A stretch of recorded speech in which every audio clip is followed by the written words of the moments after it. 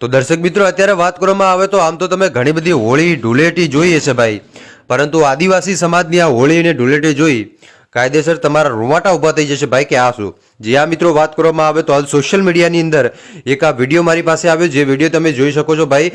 આ વિડીયોની અંદર એક ભાઈ એ રીતે પોતાની પરંપરાને યથાવત રાખી કે જેને જોઈને ખરેખર એવું લાગે કે ભાઈ આની માટે હિંમત હોવી જોઈએ.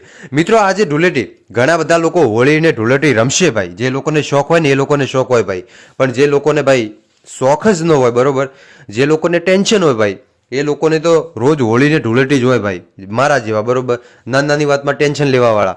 કેમ કે ભાઈ ટેન્શન પહેલું આવી જાય, એ રીતનું મગજ થઈ જાય ભાઈ ટેન્શન લેવાવાળું, તો આપણે શું કરીએ ભાઈ? એમાં વાંધો નહીં ભાઈ.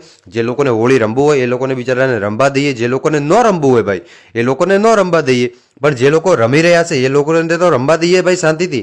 આ તમે વિડીયો જુઓ મિત્રો, આ વિડીયોની અંદર ક્યાંક ને ક્યાંક તમને એક ભાઈ દેખાતા હશે જે દોરડું પકડી અને આમ જેટલી સ્પીડે જે પેલો જે પવન ફરે ને ભાઈ એટલી સ્પીડમાં ભાઈ ફરી રહ્યા છે, તમે જોઈ રહો.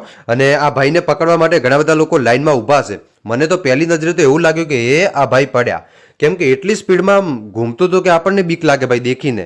પણ ખરેખર છેલ્લે આ ભાઈને પકડી પાડવામાં આવે, તમે જુઓ એમ જ લાગે કે આ તો આકાશમાં ઉડે ભાઈ.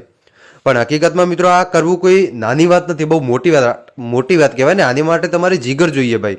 જો તમારી અંદર જીગર હોય ને ભાઈ ત્યારે જ તમે આ બધું કરી શકો, બાકી તમે કોઈ દી ન કરી શકો ભાઈ.